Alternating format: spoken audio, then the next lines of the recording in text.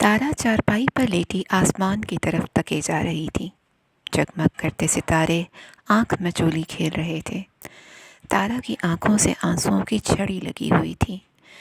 आज उसकी ताई अम्मा ने प्लेट टूट जाने पर उसे रुई की तरह धुनक कर रख दिया था। तारा ने आसमान की तरफ देखते हुए कहा, काश मैं परी होती, नीले आसमान पर उड़ती और ज़मीन पर लोगों के दुख बांटती। अचानक तारा के नज़दीक एक रोशनी नमूदार हुई। उसकी आंखें चुंधिया गईं। जब तारा ने गौर से रोशनी की तरफ देखा तो वहाँ उसे एक परी खड़ी नजर आई। उसके लिबास से रंग बिरंगी शुआएं फूट रही थीं। परी के सर पर हीरों का ताज था। वो चकमक चकमक कर रहा था। परी ने तारा की तरफ देखा और अपना नर्म और नाजुक हाथ उसकी तरफ बढ़ाते हुए कहा, इधर आओ तारा। तारा डरती डरती चारपाई से उठकर परी के करीब आ खड़ी हुई। परी बोली, मैं परियों की मलका हूँ। आज इधर से गुजर रही थी कि तुम्हें रोते हुए देखकर रुक गई। बताओ, तुम क्यों रो रही हो? तारा ने कहा, अच्छी परी, क्या तुम मुझे अपनी जैसी परी बना सकती हो? परी मुस्कुराई और बोली, हाँ क्यों नहीं, लेकिन वादा करो कि तुम्हारी इन प्यारी आंखों में फिर कभी आंसू नहीं आएंगे और तुम्हारी मुस्कुराहट दुखी इंसानों के दुख दर्द ख़त्म कर देगी। तारा ने वादा कर लिया। परियों की मलका बोली, मैं तुम्हें खुशी की परी बनाती हूँ। उसने अपनी छड़ी घुमाई। तारा के पुराने लिबास की जगह नया लिबास आ गया। अपने पर और खूबसूरत लिबास देखकर तारा खुशी से उछल पड़ी। इसके अलावा तारा के सर पर नीले रंग का ताज भी आ गया, जिसमें नीलम जड़े हुए थे। उनमें से नीली शुआएं निकल रही थीं। तारा ने अपने हाथ में पकड़ी छड़ी ऊपर की। इसके साथ ही वो उड़ने लगी। तारा यानी खुशी की परी की नज़र अब एक इमारत की तरफ थी, जहाँ से धुआं उठ रहा था। जब वो इमारत के करीब पहुंची तो देखा कि एक फ्लैट में आग लगी हुई है। लोग आग बुझाने की नाकाम कोशिश कर रहे हैं। फ्लैट की मालकिन की आंखों से आंसू बह रहे हैं। वो रो रो कर लोगों से कह रही थी, मेरे बच्चे को बचा लो, वो फ्लैट में रह गया है। लेकिन आग की वजह से कोई भी फ्लैट के अंदर दाखिल होने को तैयार ना था, बल्कि लोगों ने बच्चे की माँ को भी अंदर जाने से रोक रखा था। खुशी की परी तारा तेज़ी से फ्लैट में दाखिल हो गई। उसने फ्लैट के कमरे से बिलखते हुए बच्चे को उठाया और जल्दी से बाहर आने लगी। उस वक्त बढ़ती हुई आग ने उसके लहराते लंबे बालों को पकड़ लिया। तारा पर तो बस एक ही धुन सवार थी कि किसी तरह बच्चे को जिंदा बाहर ले जाए। वो बाहर तो निकल आई, लेकिन इतनी देर में उसके आधे बाल जल चुके थे। खुशी की परी ने बच्चे को उसकी माँ के हवाले किया। माँ खुश होकर अपने बच्चे को प्यार करने लगी। खुशी की परी वहाँ से रुखसत हो गई। अब सितारे आहिस्ता आहिस्ता गायब हो रहे थे और सुबह का उजाला फैल रहा था। खुशी की परी ने अपने पर उतार कर छुपा दिए और आम लड़की के भेस में बाजार में घूमने लगी। एक जगह उसे बहुत बूढ़ा शख्स नज़र आया। उसके हाथों पर बड़े बड़े ज़ख्म थे। वो बीमार था और भीख मांग रहा था। खुशी की परी को उस पर बहुत तरस आया। उसने अपनी छड़ी घुमाई। उसके हाथ में बहुत से रुपए आ गए। खुशी की परी ने वो रुपए बूढ़े की कशकोल में डाल दिए और उससे बोली, बाबा, शाम को मैं तुम्हें तुम्हारे घर छोड़ आऊँगी। बूढ़े ने उसे ढेर सारी दुआएं दी।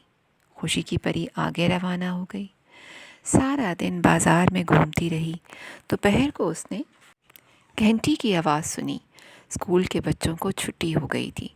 खुशी की परी ने नन्हे मुन्ने बच्चों को सड़क पार करवाई।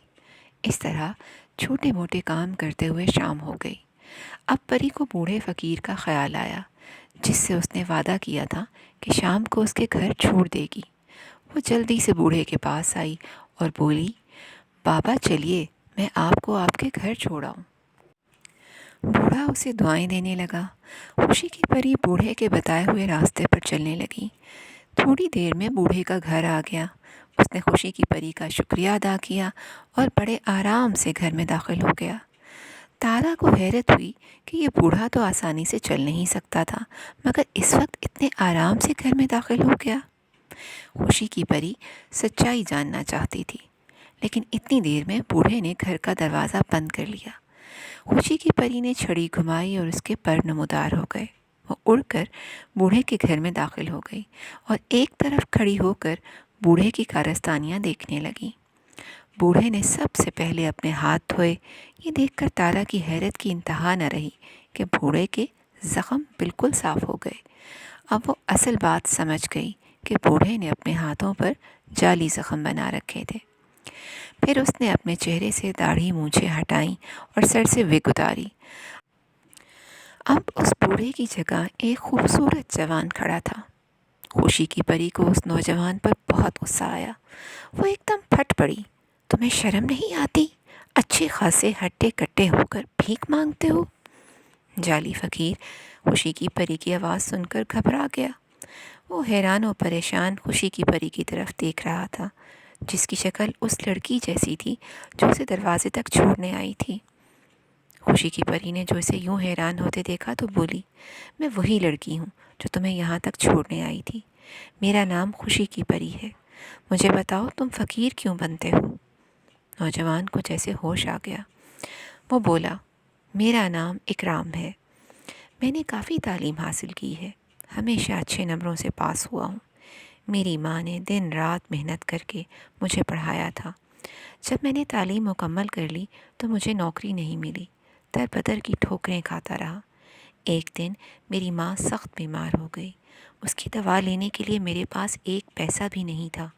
میں نے مجبور ہو کر لوگوں کے سامنے ہاتھ پھیلا دیا۔ کچھ پیسے ملے جن سے میں نے ماں کی دوا خریدی، لیکن میری ماں بچ نہ سکی۔ میں اس بھری دنیا میں تنہا رہ گیا۔ سوچا کہ نوکری نہیں ملتی نہ ملے، بھیک مانگ کر ہی اپنا پیٹ بھر لینا چاہیے۔ بس اس دن سے میں نے بھیک مانگنا شروع کر دی۔ خوشی کی پری نے پوچھا، کیا بھیک مانگ کر تمہیں خوشی ہوتی ہے؟ اکرام نے کہا، نہیں، لیکن کیا کروں، بھوکا بھی نہیں رہ سکتا۔ اس ذلت کی کمائی سے تو بہتر ہے کہ انسان بھوکا مر جائے۔ کیا ہوا اگر نوکری نہیں ملتی؟ تم محنت مزدوری بھی تو کر سکتے ہو۔ آؤ میرے ساتھ، میں تمہیں محنتی لوگ دکھاتی ہوں۔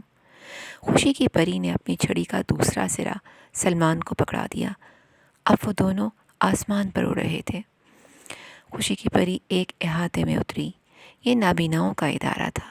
یہاں نابینا لوگ بیٹھے کرسیاں بن رہے تھے۔ خوشی کی پری وہاں سے اڑی اور دوسری جگہ گئی۔ وہاں ٹانگوں سے معذور ایک بوڑھا بچوں کو پڑھا رہا تھا۔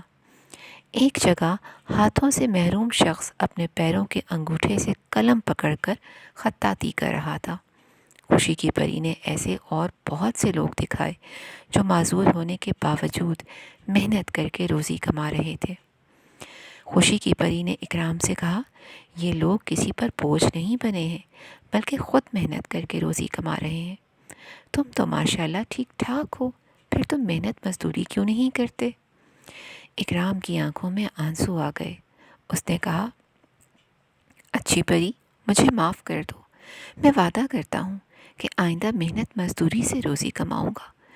خوشی کی پری مسکرا دی اور بولی، ہمارے ملک کے تم جیسے پڑھے لکھے بیکار نوجوان اگر محنت مزدوری کو عیب نہ سمجھیں تو ہمارا ملک ضرور ترقی کرے گا۔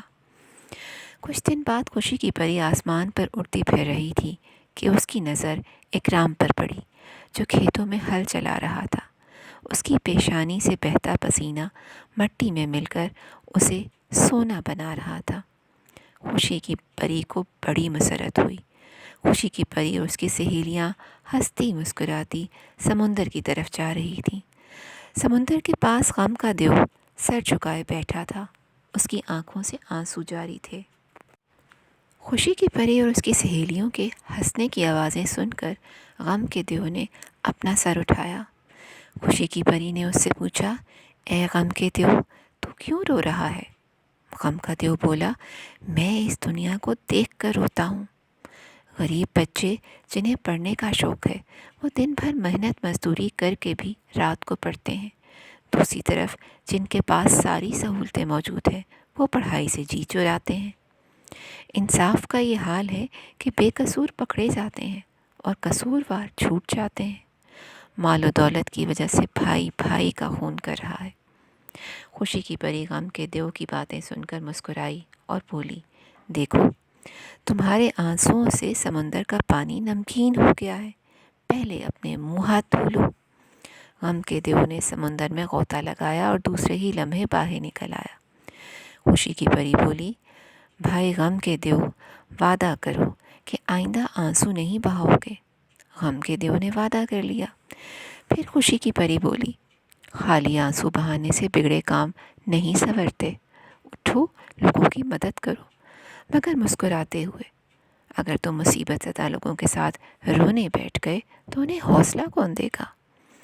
غم کے دیو نے وعدہ کیا کہ آئندہ ہنسی خوشی لوگوں کی مدد کرے گا۔